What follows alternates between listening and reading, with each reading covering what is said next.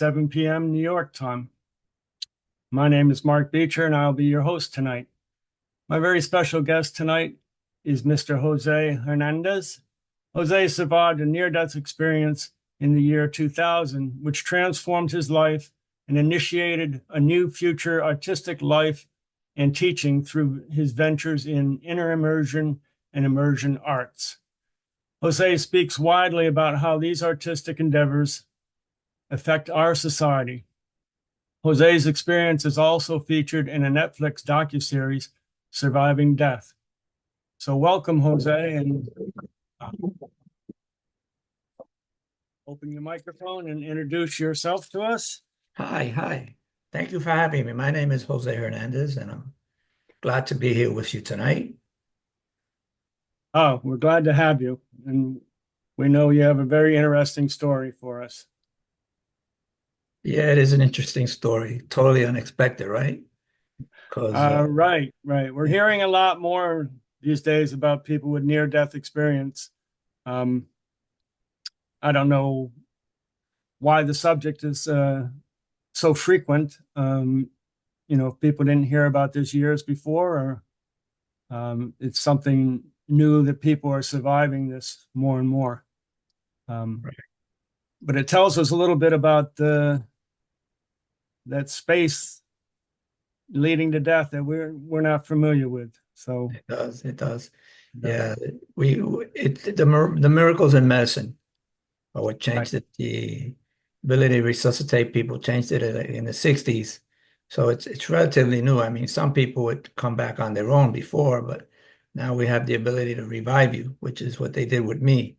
So I'm going to go ahead and start my story if that's okay. And like, Absolutely. We yeah, look forward to it.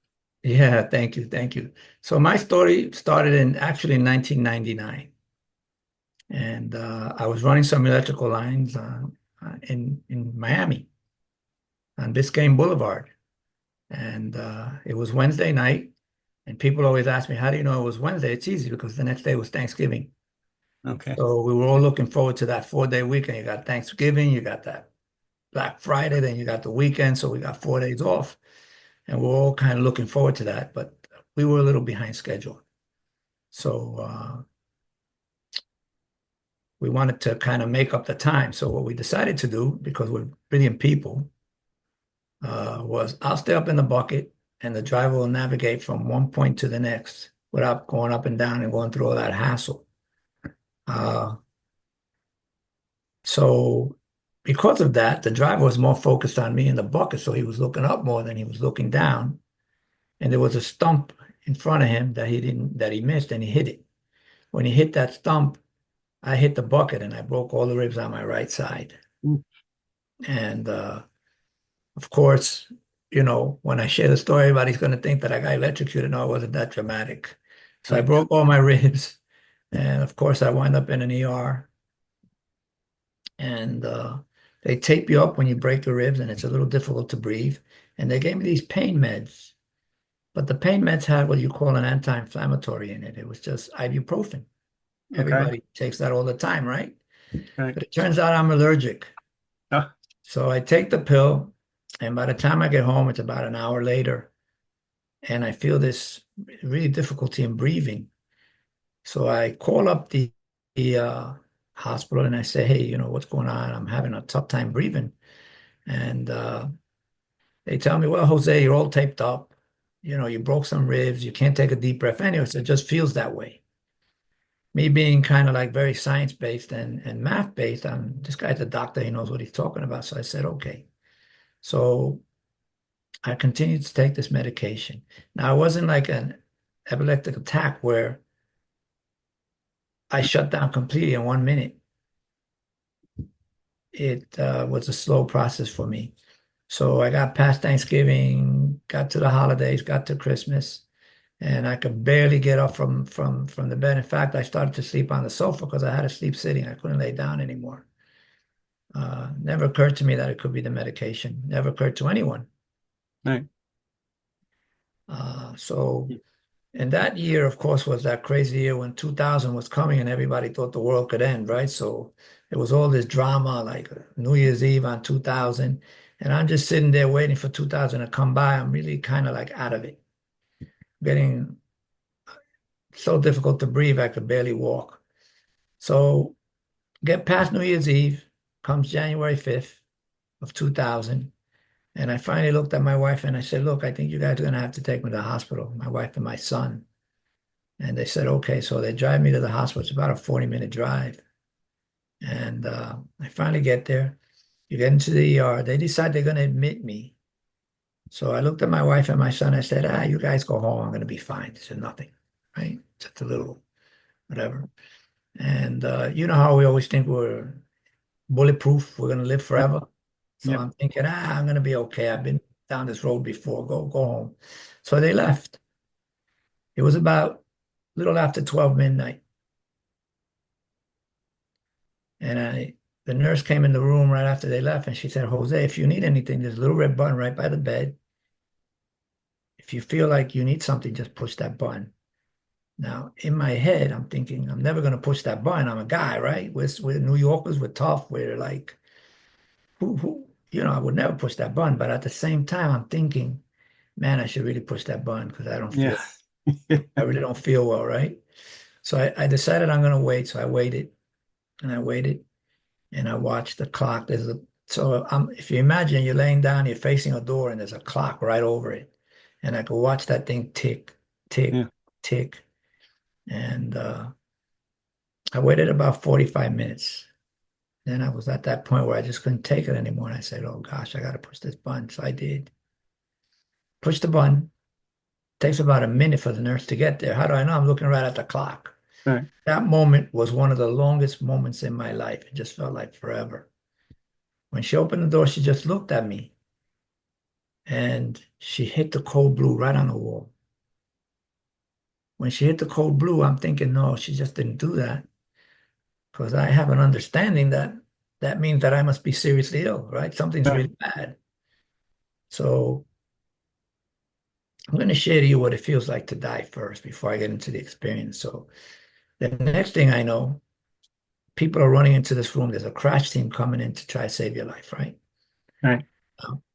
First experience I feel is shame. And why do I feel shame? Because I can't hold on to the sheet. I'm trying to hold on to that sheet, keep myself covered. They come in, they pull the sheet off, they strip you down, they lift me up, they put me on a wooden board and they lay me back down. Then they start doing their thing, right? I wasn't really thinking about what they were doing at all. I was more focused on what I was feeling. So that feeling of shame, like I felt so weak and helpless. Like I'm supposed to be a man, I'm supposed to be tough. That's the way I grew up, right? Now all of a sudden, I'm so weak I can't even hold on to a sheet. So I get past that. The next thing that I'm struggling with is I start thinking, what if something's really going to happen to me here? For the first time, I start thinking, wow, something happens. My wife and my son are gone. I'm alone here. Now, the room is full of people, but in my mind, I felt so alone. And so I started thinking, maybe I need to let them know that they need to contact my family so they could get back here in time. But I can't speak because I can't breathe. I'm Right. suffocating. So I can't say a word and I can't inhale or exhale. So I'm just stuck there. Then with that, after that, I feel like maybe something could happen. I get this huge knot in my chest, like my heart. And I feel this sense of loss and like I'm falling and like I'm going to lose everything I know and everything I love. And I felt so sad. It just devastated me. I've never felt so low in my life. Like everything that you know is going to go away. You're going to lose everything you know and love. And they're not going to make it back in time to see me. And I can't even ask for them here. I can't even say, hey, reach out to them. So the next thing that followed was a tremendous sense of fear. And I grew up in the South Bronx, so fear was something that I've known and I've experienced, but never like this. This was a fear that there was no way out. And I'm thinking like an engineer. I'm thinking I'm going to get shut off like a light and I'm going to just turn into blackness. I'm going to turn to nothing. And that thought of turning to nothing made me so fearful. Then I started thinking, maybe I should hold somebody's hand, right? And there's a bunch of nurses and doctors there trying to save your life, and I could reach out and grab somebody's hand. I can't ask for it, right? I can't Right. say, "Hey, hold my hand," but I could reach out and grab it. Then what happens? I start thinking about my dad. My dad died 5 years before. And me and my dad were always pumping heads. We were always fighting. He used to drink a lot. He was an alcoholic and he was quite abusive. So we had a very difficult relationship. And when I became a teenager, I kind of decided I needed to help my mom. So I became like her protector. And we were always fighting because of that. And he grew up, my father was Latino, but part First Nation. And he had this mindset of First Nation people, like the men are supposed to be life takers, right? They hunt, they do all that, they provide for their family. And he had that thought in his head, but he had it like a little distorted. And he wanted us to be like emotionless, not feel, not anything. So if I felt, I couldn't cry. If I got hurt, we couldn't cry. If I felt pain or hurt by somebody, I couldn't say, hey, the person hurt me. I need somebody help me. In fact, he was the type of guy that he felt that men should not hug. That wasn't what men do. And he and I never told each other that we love each other. I never said, Dad, I love you. He never said it to me. So that sets a kind of like a background for that. And because he wanted us to be tough and never show fear, because we grew up in the South Bronx, I'm thinking about him and I'm thinking, you know what? If I show fear, he's going to turn in his grave. And I can't do that. That would bring shame and stuff to the family, right? So I'm thinking like that. And all of a sudden, I felt my body just stiffen.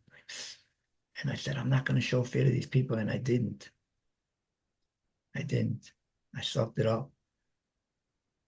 Next thing, I started thinking about God or creator, because to my father was creator, to my mother was God. And I started thinking, what if God is real? What if,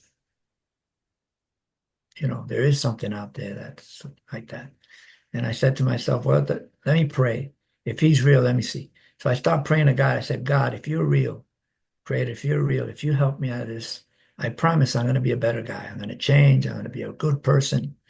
And I'm just going to change my ways. And then I decide I wait. I waited, I'm going to say about 20 seconds only. But the 20 seconds felt like forever.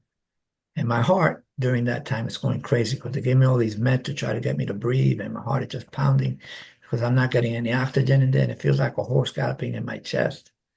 And all of a sudden, you hear the monitor going beep, beep, beep, beep, beep, beep, beep. Then all of a Right. sudden, I heard that thing just go like this, beep. Now, in my head, I knew that meant that my heart just stopped. And you feel it. Your heart stops, you feel that. Okay. And I knew I was dead. And I got angry. And I said, I knew you weren't real. What the hell am I doing? So I literally just cursed God out and said, I knew you weren't real anyway. What am I doing? And then I fell back into myself and I started thinking because I knew I was dying.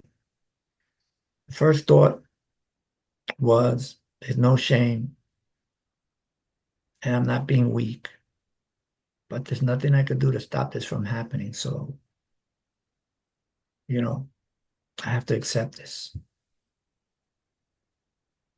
And after I said that, I said to myself, then it's okay to die. It's okay to die. You are a hard life. And I said it just like this, Jose, you lived a hard life. It's okay to die.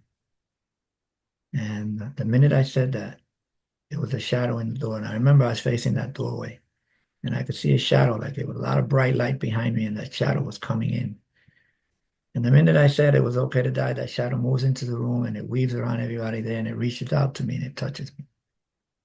And the minute this thing touches me, I feel this tremendous sense of relief and I feel this warm breeze blowing. This warm breeze is blowing and I feel this tremendous sense of relief. In fact, I feel better than I ever felt ever. I could breathe. I was perfectly fine. And I feel this breeze. And I got this crazy long hair, right?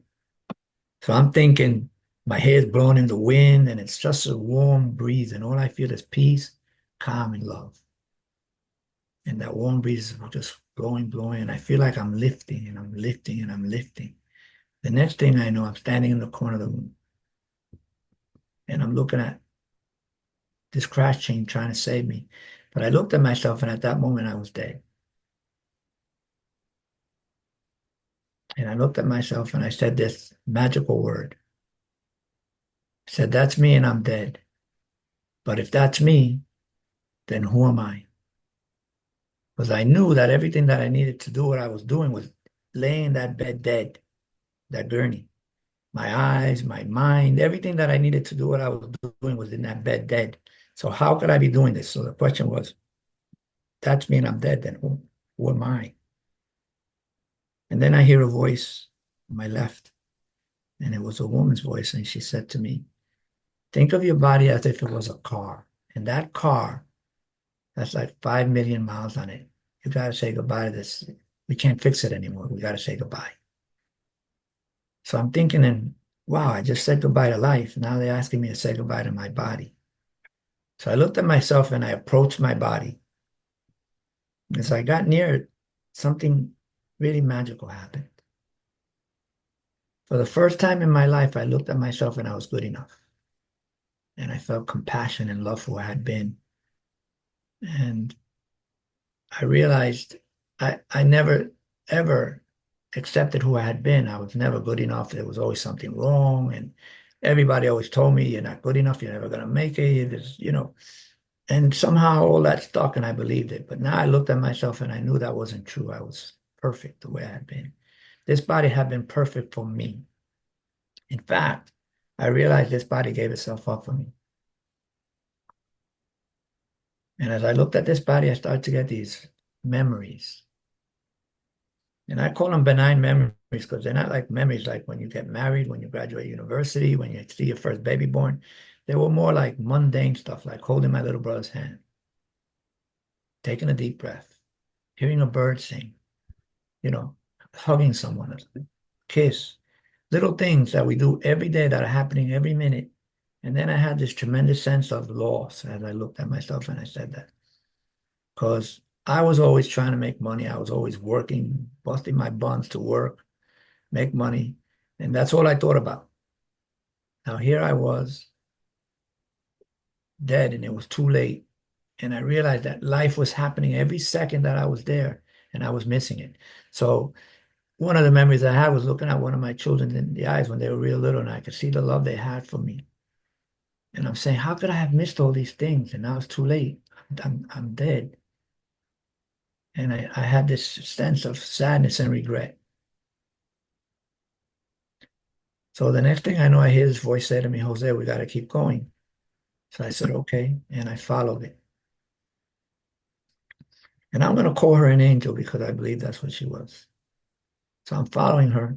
And then I see this hole in front of me, like a black hole right in front of me. And I kind of, we're walking and I just fall in this hole. And I feel like something's being torn off of me. Then I land on the bottom and she looks at me. She says, we got to keep going. And I nod and keep going. So another hole in front of me and I fall in. The same thing happened. I feel like the only discomfort I felt during the experience was right there when I was falling off of there and I felt something being like ripped off of me. This time when I land on the bottom, if you can imagine, a ball, I'm right in the center, floating. And this ball is just a bunch of color. And these colors are moving and they're alive and they're speaking. And I hear like a million voices talking to me at the same time. And I hear this chatter like, shh. One thing I felt for sure was that I felt unjudged and accepted. And I felt that great sense of love and stuff. Then I hear that voice telling me that discomfort you felt was all those bad moments in your life. They can't come with you. You got to leave them here. They're not of this place. They're from here. And in that place, I understood that very clearly. So now I feel the color is moving towards me or I'm moving towards the color. I don't know which, but all of a sudden I'm inside this color. And I feel the color talking to me. And I could feel when I'm in red what red felt like, when I'm in blue what blue felt like. So I went through the experience of feeling every color like that. And as I'm in there, I'm learning, it's telling me how to paint. Now, I never painted in my life, but when I came back, I could paint. So I'm hearing it described to me what I need to do. So it says, take a canvas and paint it black first. And while I'm there, I'm thinking, why black? And she said, go outside at night and look in the sky. And in that blackness that you see where you don't see any light or anything, is all the ingredients that are needed to make everything else that you know. And I understood that perfectly clear. So now I'm moving through the color. I finally come out the other side. And I'm going to say I'm in heaven here. And I see this beautiful forest in front of me. Now, I'm a New York City kid, and I lived in Miami. So I see this beautiful forest and a beautiful mountain range right behind the forest is in front of me, and behind it are these beautiful mountains. And even there, I'm thinking, wow, why would I be here? I grew up where I never saw any of this. But anyway, it was so beautiful and breathtaking. I could see animals roaming and running around, and there was this big tree in front of me.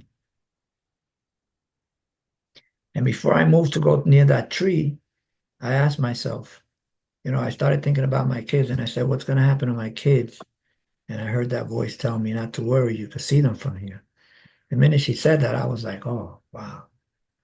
If I could see them from here, I have nothing to worry about. They're still with me.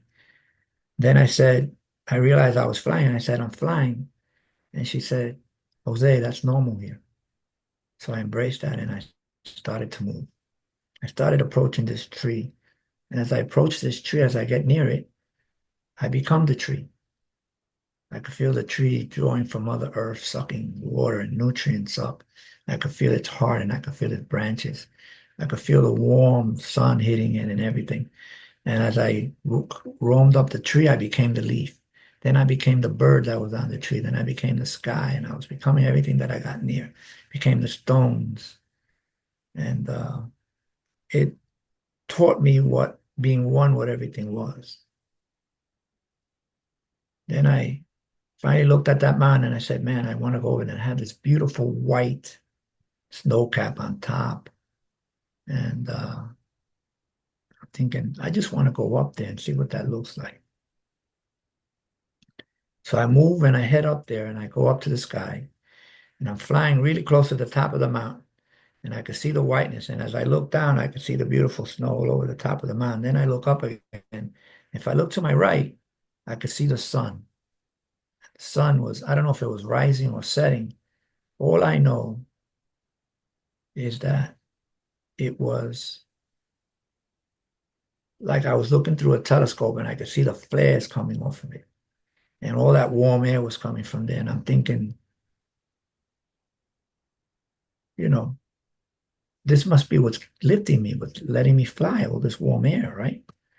So I'm thinking like that. Then I look to the left and I see a beautiful beach, and it's like a U-shaped beach. And I look down and I see the ocean and I can see the water. When I see the water, I see like a man, and he's got like six children in one hand in a line and one kid on another hand, and they're all standing like knee deep in the water. And I'm thinking, all right, I either go to the sun or I go down there and I see who this man is. Now, I believe at this moment that if I would have went to the sun, I would have stayed there. So I went down to see who this man was. So I approached this man. And as I get near him, and maybe I'm about 10 or 15 feet away from him, he turns around. When he turns around, that man is my dad. And it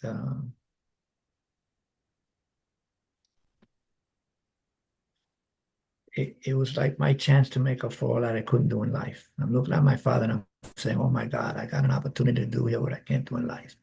I'm going to hug him and I'm going to tell him I love him. And, I'm going to frame that and go. When my father was dying, my father had terminal cancer. He was dying. We had a family meeting, and I'm the second youngest. But when we had the meeting, the doctor recommended that we take him off of life support because he could never survive. And we were prolonging his agony and pain. So all my brothers and sisters were like, I can't do that. I can't do that. So it kind of left it really to me. and I couldn't let my mother do it, so I decided I wanted to do it. Or actually, I had to. So when I disconnected my father from life support, I watched him pass. And as he passed, I didn't say anything to him. I didn't say, Dad, I love you. Dad, I care about you, whatever. I just looked at him and watched him. I don't know why I didn't have the strength and the courage to tell him that. So I always regretted it, that I never had that opportunity to do that with my father, to kind of make peace between us. And now here I am on the other side, and I'm saying this is my opportunity to do what I couldn't do in life. So I looked at my dad, and I could hear him in my head. We weren't talking like this. I could just hear him. And I know he could hear me. So I said, Dad, I love you. And he said, I love you too. And we had this exchange. And in this exchange, I forgave him and he forgave me. It was really beautiful. So then I reached out to hug my father. And I hugged my dad. When I hug him, I become him. And I experience his life in seconds. I lived his whole life. And I knew exactly why he was the way he was. So I understand what being in someone's shoes is like. We say that all the time. But we can never be in anybody's shoes, ever. We just don't know what they're going through, what their experience of life is. So I had that beautiful experience. Then when we broke off, he looked at me, he said, Jose, you got to go back. And I looked at him and I said, I don't want to go back. In fact, I said, no way, Jose. And he looked at me, he said, no, you got to go back. It's not your time. And I said, no, I don't want to go back. I like it here. Anyway, we had that exchange, and all of a sudden I feel something pulling me from my chest and pulling me from the back. And all of a sudden I wind up back in my body, and I open my eyes for a second, and I see the doctor just doing impressions.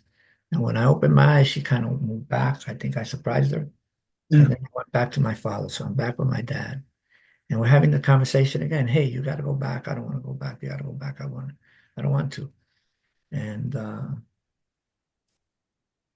you know, he finally said to me, you know what, Jose, let's make a deal. Now, my father's always making deals. He was always making deals. So I said, all right, what's the deal? And he said, I promise that when your time comes, I'm going to come get you. And I thought that was the greatest deal in the world. And I said, okay, I like that deal. I'm going to accept that deal. And all I did was say, I'm accepting that deal. And I felt that tug and that pulling from the back, and I wind up in my body. And all of a sudden, I'm in my body. And I feel they had stabilized me. I had an intubator on. I was intubated. And the first thing I felt two things when I got back. The first thought was I such a bad person that I just got kicked out of heaven? The second was I was back inside this body, and I felt like separate from everything again. Wasn't I was distinct. So everything I touched over there, I became here. I was always me, no matter what I touched. So I felt trapped, and I didn't like that feeling. Anyway, I wind up 3 months in hospital, and I'm intubated for about 6 weeks. And about the 7th week, I'm beginning to speak. My cardiologist is in the room, and I said to him, you know what? I think I went somewhere. All I said was, I think I went somewhere. And this guy just went like, what? No, no, no. Your brain is still alive. I'll never forget it. Your brain is still alive for 2 minutes after your heart stops. You had DMT is released, and you have all these meds we're giving you to keep you alive. So basically what he was telling me, what I just experienced, was not real. Right. Right. And that made me feel like, oh wow, this was all a hallucination. So I start thinking there's a hallucination. Now, my prognosis when I'm in the hospital is you're never going to get out of here alive. And so I had zero chance of living. Then, after the 3 months, and I'll tell you what happened when I'm in the hospital. Every time they hit a cold blue, I'm thinking that's going to happen to me again because they keep telling me I'm never going to leave here alive. And I would escape to that ball of colors. And that's where I found my refuge, my peace, my calm. Because it was terrifying. Every time they hit a cold blue, I'm thinking that's going to be me again soon. Anyway, I finally get out of hospital. And then they gave me 18 months to live. And they wanted to do a surgery where they were going to cut half of each lung off. And I'm thinking, why do I want to go through all this? And I only had a 50% chance of surviving the surgery. So I'm thinking, what the heck? I've been here for 3 months already. I got to get out of here. I'll go home and I'll just live the rest of my life out, right? So I go home and I'm slowly getting better, slowly getting better, slowly getting better. And I always keep thinking about those colors in that bowl that I was in. So every time I felt really bad, I'm thinking about the colors in that bowl I was in. So I finally go get mental help. Now, when I left the hospital, I was completely addicted to a bunch of meds. Now, they didn't tell me that when I left the hospital, I was going to have an addiction issue. So I struggled for 2 years with that.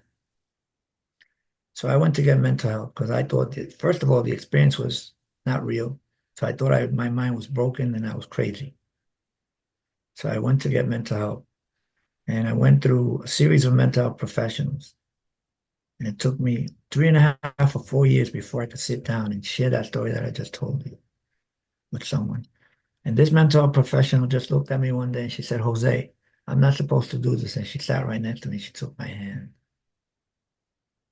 And when she took my hand, I was back in that hospital. And I was in that bed dying and I was afraid. And I wanted somebody to hold my hand so bad. And I thought I was being tough and I was being brave. But I realized at that moment that I was such a coward, that it was okay to be afraid. It was okay, but I didn't know how to show that fear. And I was able to share my story and she changed my life. The minute I accepted that I did go there, that I did meet my father, that I had that experience, it just changed my life in a good way. Now I'm able to understand that when my time comes, my father is going to come and get me. And I'm not afraid of dying because of that. One of the things I learned when I was there and I looked at my body, this is very important, was, and I'll just say it to everyone like this, we always look at ourselves in such a harsh way. We're always judging who we are. We never look for what's good in us. So when we look in the mirror, we're looking for what's wrong. We never look for what's right in us. And that experience taught me to look for what's right in me instead of always looking for what's wrong. We're not perfect. There's always something that we could look at and say, that's wrong, this is wrong, that's wrong. But we can also look at ourselves and say, this is good, this is right, this is right. But we never do. So that's one of the things I learned from that experience. So that's kind of like my experience of dying and what I went through. Coming back and going through what they call integration, the process of coming back into life was a challenge because I grew up kind of like my dad. I taught my kid to be very science-based, very mathematical and very science-based. So all of a sudden, when I'm talking about God or spirit or creator, they're looking at me like, who is this guy? Yeah. He never did that before. And they would tell me, everybody used to call me Joe in the city. Where's the old Joe? And I'm thinking, well, you got a better version now. You got a guy that's a little spiritual that maybe I can help guide you in better ways. But ultimately, my marriage broke up. It's hard for people to embrace the person that they didn't marry. You change so much. Well, I did anyway. And so that how my journey started. That's how I started painting. So this painting behind me is one of my pieces. Uh, and it shifted my life and my career. And now we developed a program where we work with a lot of rehab centers and stuff like that to help people cope with their addiction issues. So I could speak to it from my own experience and I find that we're able to help a lot of people and get them thinking in a good way and moving in a good direction. So that's kind of like what I'm doing right now with people. Okay. Are you training people in painting, or you just training people in finding themselves and letting them explore um, what the life may bring to them, showing them a different side of life. Yeah, I'm training them how to find out who they really are. So I'm training them to understand that that moment that I had when I saw my body dead, and I asked myself that question, who am I? If that's me and I'm dead, then who am I? I know I'm a lot more than this body. Right. And I'm trying to help them find that because that's the inner strength, that's the resilience, that's where they're going to find the energy and the strength they need to overcome all these things that we face in this life. So what I do is we train facilitators to do the program that we do. We go to rehab centers, we work with people who are struggling with addiction or homelessness or there's so many issues that we're struggling with. And we help them to reframe how they think about themselves and how they value themselves and how they do matter and how they are important. And I'm going to frame it like this. When I was a teenager, I went to work at KFC, the Bronx. So I'm walking like from Rosedale Avenue to Kentucky Fried Chicken. It's a 40-minute walk every day after school. Go work 4 or 5 hours, right? To make $1.50 an hour. And when I started going there, my other friends, were all in high school and they're all making fun of me. Oh, you're working at KFC. What the hell? You want to be an engineer and look what you're doing. So they used to make fun of me and stuff. And I kind of felt a little shame for that. Then I realized at one moment that, every time I went there, after I had this experience, I went there and I cooked this chicken and people would come there and buy it and they would eat it or they would bring it home to their family. And I realized that I was helping them feed their family, that I was serving something that was greater than just me trying to make $1.50, that these people would come there to feed their family or eat themselves. And I reframed it and I made myself feel good about what I had done there. And, you know, I started thinking about all these people flipping hamburgers, were doing all this to survive and make a living. And I realized there's no shame in that. You're actually helping other people. Whoever comes there to eat, you fed them. They bring it home to their family, you fed their family. So I just look at it like that now. And that's how I view life moving forward. I don't look at it from that negative way where I was always looking at it. That lens that says you're never good enough. Look, you're frying chicken. And I reframe it to say, look, I'm feeding people. Okay. So that's what we do, and we try to help people to find that inner self, that being that's inside of them, that I found that day, that I know is with me, and I know when I leave this body is who I really am. This is Jose here, but there's a Jose back here somewhere that's going to be forever, and that Jose is the real me. Um, so you're training facilitators, and that's for this inner immersion group, or both that and the immersion arts. Right. So the facilitators are trained. We train people to go to the rehab centers. It's a 3-month program. It's pretty complicated. You have to have a background in mental health. The reason you need to have a background in mental health is because people are really struggling with a lot of issues, and you got to be able to understand what they're going through. We're not doing mental health work, though. We're there as a mindfulness practice. And the idea is to help people to move through their life, re-experience what they've been through, understand what really hurt me. So why am I doing drugs? Why am I an alcoholic? Why am I beating things? Why do I have anger issues? It's always something that happened to us when we were very young. And we identify that. And once we identify that, and I say, well, this happened to Jose, for example. Now I feel like I could live my life more free, more open. I have more courage to face the days, and I understand what the problem is. Once you understand what the problem is, you can fix it. So if you don't know what the problem is, you can't fix it. So I'm going to give you an example. If you crack a bone or fracture a foot, and you're walking on it, all you feel is pain, and you know something's wrong and it's swollen and everything, but you really don't know what it is. You have to go to a hospital and get an x-ray or go somewhere and get an x-ray. And they're going to look at that x-ray and say, oh, this bone is fractured right here. They put a cast on it. They know exactly what to do. So we're those people that say, here's where the break is. Now, mental health professionals, rehab centers, this is what their core issue is. Now, you help them with that. Now that you understand what it is.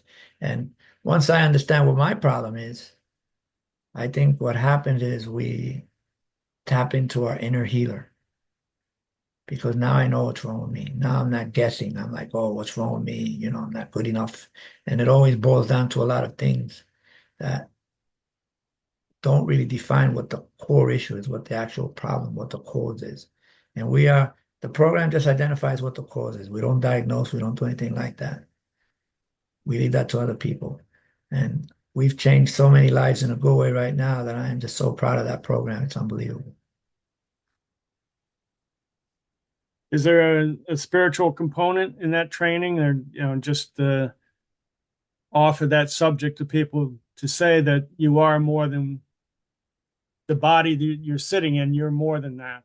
Um, is there a spiritual component in that training? Yeah, the program is completely spiritual, Okay. right? So it's not psychotherapy. This is real life therapy, I call it. This is where we get into the nuts and bolts and find out who we really are. So I share my experience. We do breath work. We do art. We interpret the art. We do eye movement. We do uh, meditations. The program is a 6 hour program. So when you come in, I go to rehab center. I'm going to be 6 hours working with you. By the time we finish that and do all that breath work and everything we got to do there, you've shifted so much. So paint when you come in and you answer questions. When we finish, you paint again and you answer questions. You could see the shift in the answer and the questions right away in the 6 hours that you're there. And it's a lot of fun because you get to interpret the art. So we all have our paintings and we're all looking at, let's say you're looking at my painting, you say, what do you see in there? And everybody gets to tell what they see in there. And it's quite engaging and it just gets people to open up and loosen up and everybody feels very what we create is a lot of trust, and what we create breakthroughs right there. So it's pretty dynamic. Are you personally painting most days or most weeks, or what's your creative flow to painting? Yeah. So I paint when I get every time I get time. Okay. So when I have time, I paint.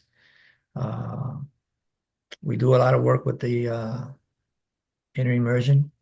So there's a lot of that going on. We're actually looking at some potential government contracts and stuff like that. So there's a lot of work that's happening. But every minute I get, I try to paint. And when you paint, everything I paint is what I saw when I was dead. Okay. So it's that bowl, little sections of it. So I'll give you an example. I have a painting called Event Horizon. And that's where remember I said either the color was moving toward me or I was moving towards the color. Right. It's where it pulled me right in. So to me, because I like to think in scientific ways all the time, that's what came to me. It was like a black hole just pulling me right to it, even though it was all color, it wasn't black. And it just pulled me through it and I couldn't stop. I couldn't hold myself back. It just drew me right inside of it. And the experience that I had inside that color was of realizing that I didn't need to judge myself and that I needed to stop feeling like that I had no value. And while I was in that color, all I felt was non-judged and full of pride and joy and happiness because I felt so good about who I had been.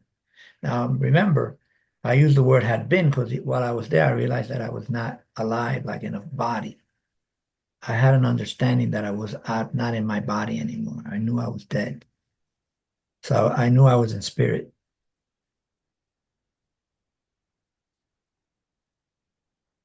Okay. Now, I know in your bio you have paintings in several galleries. Are any of these available online for viewing? Yeah, if you go to Jose Hernandez Fine Art, you can see some of the art. Okay. Uh, it's in galleries. I'm going to be doing a program with a gentleman out in Austin, Texas. That's going to be quite interesting, where you actually walk into a room and you experience the art all around you. So it'll be like a 360 experience, almost like me walking into the art when I was into the colors when I was dead. Right. So I think that's going to be ready at the end of next year or something like that. I don't know exactly when, but that's going to happen. And yeah, so if you go to Jose Hernandez Fine Art, you'll see the art. You can purchase them online. Uh, I do them on watercolor paper, but I also like to do them on metal and glass. And the reason I like to do them on metal and glass is because when you look at it, you can see yourself. And that's the experience I had when I was dying, right? When I saw my body. And so I was two separate places. So I love to capture that. So when I look at I have a metal piece that I'm looking at right now, right in front of me. When I look at it, I could see my own reflection. And it makes me feel like I'm in there at the same time. So I'm back inside that space of color. Uh, and in my mind, in my heart, now I can't prove this in any way. I can't prove my experience that what I shared with you either. It's anecdotal, right? I can only share what happened to me. But I feel like when I'm in those colors, it was healing me. And that's how I got out of that hospital. I felt like something of spirit was there, something of God or spirit or whatever you want to believe, the God of your belief.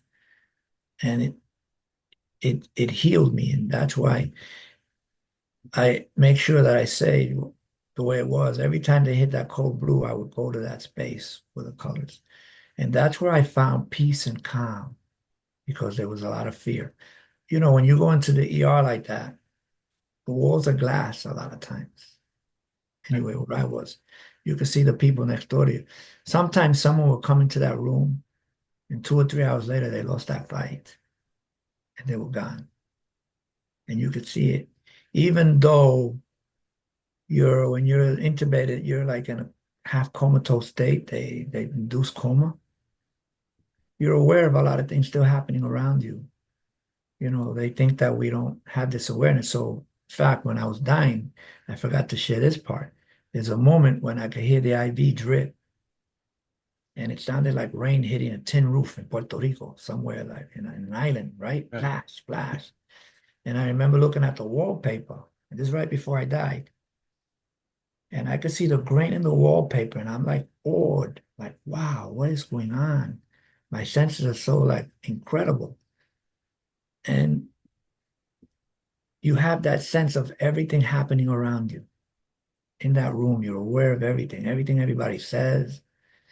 Now they're looking at me and they think that I'm dead, but I know everything they said. I could, when you said to the cardiologist, well, you said this when I was there, you know, Yeah. and they would be like, they have no answer for that. So there's a great awareness that happens to us when we have that experience. And I find that in that color, I find that space, I find shelter, I find peace, I find calm. And when I look at myself in that reflected image, and if it's metal or glass, I'm looking for the beauty in me.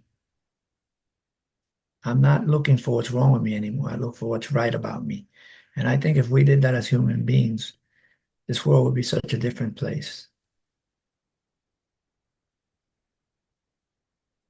Do the colors you use for painting, do the colors have specific emotional or, yeah, emotional feelings to you?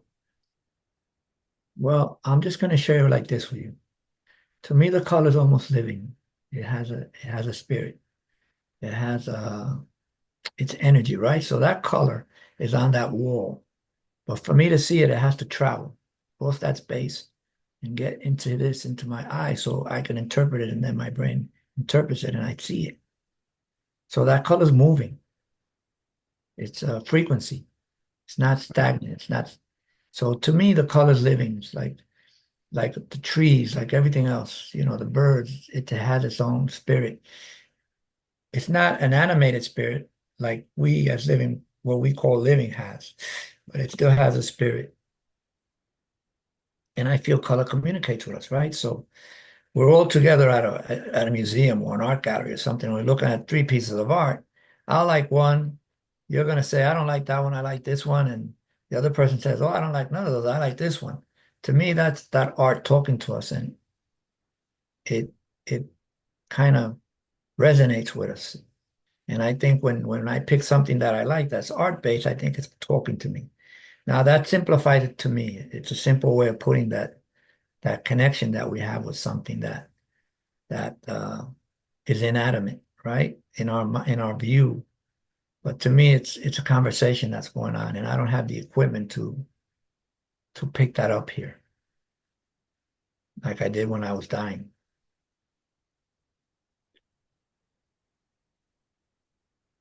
How long did it take you from that initial period in 2000 to creating uh, the immersion arts and the inner immersion? How long did it take you to put that into effect? Yeah, that was a process. I started painting about 3 years after as a form of reconnecting to what I had experienced. I wanted to capture what I saw. Now, remember, I never painted before, so I had to start from scratch. I'm thinking, no, I didn't get training. I didn't go anywhere. I learned over there. Right. And so I started painting about 3 years later. And the idea was if I could create these paintings and if people could look at it and feel the same way I felt, then they could find that refuge. And so I decided I'm going to do some meditations and I'm going to have some painting. And we look at the paintings. And then when we look at the painting, I do the meditations. Hopefully, you get a sense of where I have been. As I kept doing that, I started to learn that if I light the colors in a certain way, they begin to move and change. And when you do that, you got a sense of what I actually saw. It was a moving, it was alive. So it creates a sense of movement and it changes the dynamics. Now all of a sudden, it's not only a painting, it has some kind of movement. And when we see movement, things that move are living. Things that move are not stagnant, right? So it had a sense of something associated with life. It took about 13 years to develop the immersion program. As I started actually doing it in yoga studios and doing it as a mindfulness practice. And when it evolved and people would open up so much, and all of a sudden they would say, "Hey, Jose, I got to talk to you." And all of a sudden they're telling me that something happened when they were 5 or 8, and a lot of these things were very intense. And I began to realize that I can't train yoga people to do this. I need to train people that have some experience dealing with this kind of stuff. So we shipped it and we created the immersion program. But when I started painting, it was really more like to heal myself, to go back to that place where I had been, because when you have a near-death experience, you think about that experience. It's been 24 years. I think about it 10, 20, 30, 40 times a day. I can't detach myself from it. And when I remember it, it's not like a blurred memory. It's like you're there. It's real. It's happening to you. You relive it. And I've had a lot of it, opportunity to talk with a lot of people that had NDEs, and they all share that similar, it's like a memory that's burned into your mind. It's not like, memories as we get older, they fade, they begin to unravel. This stayed with me forever. And so, yeah, you think about it a lot. And I started thinking about using this color to heal others about 13 years after I started painting. 10 years after I started painting. It was 3 hours after I died, three years after I died, excuse me.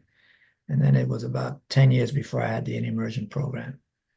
And then I started saying, if this helped me, maybe it could help somebody else. So if I bring this image into my home, what energy does it bring with it? How can it help someone feel better? And that was my thinking. It was very simple. You have, I mean, you use that for motivation. Um, Are there you use it for motivation and it drives you? Does it drive you like every day to achieve something? Yeah, well, it inspires me because Inspires what I use it for is to inspire people to understand and appreciate and love who they are. And that falls under the category of self-forgiveness. So when I died, after my father forgave me and I forgave him, I was able to forgive myself. So all these things that made me feel guilty and bad, I was able to let go a lot of them because a lot of them, I didn't cause them. Other people did them to me. And once I understood forgiveness, I understood this freedom that it gave me. So what I'm trying to do is give people that. And also, when you look at the art, if you could identify your higher self, who you really are, what you're really about. So I'll give you an example. I worked in rehab centers. One day I was working with a young girl that was struggling with addiction. That's why she's in rehab. And she had a real traumatic experience. And the traumatic experience made her say to me when I got there, when we were going to start the program, she said, Jose, I don't believe in God because if God was real, he wouldn't have let what happened happen. Now, I don't know what she's talking about. We just got there and we're just going to start the program. When we finished that program 6 hours later, she came up to me and she said, you know what? You gave me God back. And that girl left that rehab center 2 weeks later. This was 3 years ago. She's still sober. She was able to reconnect with her child. The court has taken her child away now. She was able to reconnect with him and she has her child back. And that is the payback. Having someone share that with you, that's your payback. Like you changed my life. Something changed me. And it's not me changing anybody's life. I say it's that spirit, whatever you want to call it, God creator, that higher self that you have in you. Because I learned that if I would have given up when I left the hospital, I would have died. But something in me still had that spark and it wanted to stay alive and I wanted to bring these paintings into this world somehow. And that inspired me to hang in there and come back. And now think about it. They gave me no, when I was in the hospital, you're not going to leave here alive. When I left the hospital, you had 18 months to live. It's you. 24 years ago. In a few months, it's going to be 25 years. So Wow. I believe in that spiritual energy that we own. I believe in God, creator, whatever that is. There's something out there. There's something with so much more than this. And if you can learn that that's what you are, and this body is just a temporary loan, God loans us everything, right? Creator loans us everything. So I say my house, my car, my wife, my kids, like I own them. But when I died, I couldn't take a cent with me. All I could take was memories. And what I tell people is if all I could take is memories and all these bad memories are going to go away, two things. Let's let go of them while we're living so we can live a better a life. So I don't have to have all this pain and anger all the time in me, it's ripping my life apart, changing me, making me do things that I really don't want to do. Because I can't take it with me to the other side anyway. That stays here. And if I make good memories, and that's the only thing I could take, then make as many good memories as you can, because that is the only thing you're going to take back with you. Not a thread, not a scent, nothing else. Good memories. I want to go back to just one thing when uh, I guess when you first started painting and they told you to start with a black canvas. Mhm. Yeah. Do you still use that as a background, the black canvas? Or Yep, I paint with a black canvas. So every time you look at my painting, most of them you're going to see something that I call the core. One area that's black. okay, Even here, you can see some traces of real dark here. right. And it's the first thing I painted is completely black. So that canvas is totally black. And I believe it. So I went out at night. If you all go out at night and look out, you look up in the sky, you're going to see the black. You see stars, you see the moon, whatever's out there. But when you look in the black space, I know from my love, my passion in life with science and math, that in there are all the ingredients to make everything we know. So the dust, all that stuff that we can't see is there. And I'll give you another example. If you shut off, you're in your home and you make that room pitch black, you can't see anything in there. That room looks empty. Nothing there but black. You can make it pitch black. But the minute you put on that light, that room is filled. And that's the way I look at it. You know, in that blackness is all the ingredients to make everything we know. And that's the way I see it. So when I think of light and black and darkness, I think of it in a different format. I think both are essential. So when I say that I see the light in you, I see everything in you. I see the light, the dark, because without dark, there can be no light. Without light, there can be no dark. They all play off each other, right? One can't exist without the other. So I just look at it from that perspective. And when you paint something black and you look into it, it looks like infinite, like there's so much space. It looks like it has this tremendous depth. It's it's it's infinite. Right. Now, I was curious because I have a friend of mine who's a very gifted artist.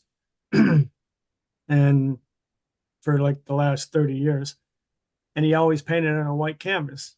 And then about 4 years ago, yeah, I guess he sort of had the revelation that I need to be painting on a black canvas. And so that's now he paints everything on black canvas. So it's, I guess in his art, it made quite a difference. So, Yeah, that's really interesting. I'd like to catch up with him one day. It's you know,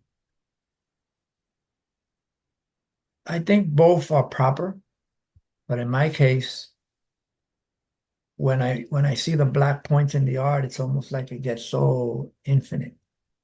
So it makes that painting look three-dimensional, almost like it has all this depth. And maybe he's doing it the same way, I don't know, but that's, you know, yeah, probably. it's the magic of being an artist, right? You can do it this way or Yeah. that way. You know, And if it works for you, that's all that matters. right. I mean, most of us are envious of artists that have such great expression. You know, Yeah. we go and appreciate their work, and uh, possibly we don't quite understand everything that went into it. Um, That's beautifully said. You said that really well. Because when you look at the art, it's that emotion that it inspires in you that attracts you to it. So what is that? What creates that emotion? right. There's something about it that I feel is talking to us. And it talks to us in a very personal, very, I can only use the word spiritual because it's not talking to me in words. It's just something that I see and I feel. Um, is there other art you appreciate other than the paintings? Well, I love art. I Mm. mean, and art, when you think of art, there's so many, you know, spaces where art is. There's music, there's paintings, there's so many things that are art. A chef is creating art. Uh, you know, to me, almost everything we do has an artistic flair to it. Our people that design our clothes, how we dress is art. How we, everything we do is art. So I look at art as an incredibly huge part of our life, not only just a painter that sits and paints. We're all creating art. So when we write a book, you're creating art. When you write a sentence, when you sing a song, everything we do is art. So think about it. The guys that created these computers, that's an art that we're doing this program with. The guys that create all that, Yeah. they're creating stuff, right? And it takes that an aspect of art to do it. We look at this as more IT, more mechanical, more, but it's still art. Um, I think you mentioned some possible government programs. Or, is that in the US or is that in Canada? Both. Both. Mhm. Yeah. So we're going to start some pilot programs, and if you go to the Immersion website, you'll be able, when we start them, you'll be able to kind of see what they are. Okay. And we're always looking for mental health professionals or certified addiction professionals, anybody in the field that might be interested in learning how to do the program. We do have a curriculum and a course. The instructors are college professors. So it's a legitimate course with a very spiritual flair. Let's put it that way. Yeah, very good. Um, and then any other thoughts you would like to leave us with at this point? Well, I that's a tough question because there's so many things you always want to say, right?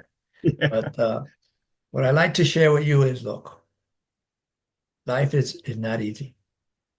Life is hard for everybody. I don't care who they are. Life is tough. We all have those difficult moments. So I say, make those good memories, laugh, enjoy yourself. Think about this. I believe that I was born with a tank full of love. God, Creator, gives me that to leave it here. And then we get a little hurt, we get a little bruised, and all of a sudden we shut down and we don't want to share ourselves with anybody else. And that means I'm going to go with that tank half full back. I say empty that tank out here. Leave all that love that you have, that you own, leave it here. Gift it to others. And you're going to see the magic that happens because they're going to gift you back. you know. So I'll say that as a passing word. And remember who you really are. You know, I'm not just this. See this phoenix I wear on my neck? You all have one. You're all gonna rise and resurrect somewhere.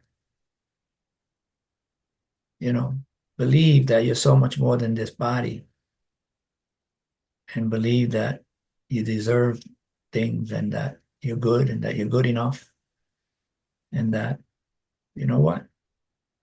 Maybe I'm not a rocket scientist, but I'm serving and I'm helping other people in the way that I can do it. And that's all you got to do. Make yourself feel good about life. very good. Very nicely said. Yeah. And the last thing would be do not fear. We don't die. We don't die. People think about death as something negative. I was terrified of it until I experienced it. And then I found that in my experience, I found just as much life as I own here, even more. So it's just like one door closing and another one opening type mindset. Right. Very good. Um, well, I want to thank you. It's been very informative, very thought-provoking, and it gives us energy for tomorrow. That's Yeah, thank you so much. I really appreciate it. Mark and Inma, I see you there. Uh, I just wish you all the best. The holidays are coming. Enjoy them. Thanksgiving's yeah, coming. The holidays are coming. You know, very don't live good. them like you don't have a tomorrow. Live them like everything in front of you is there for you. And the way I look at it, I'm the center of the universe. The whole world exists because I'm here.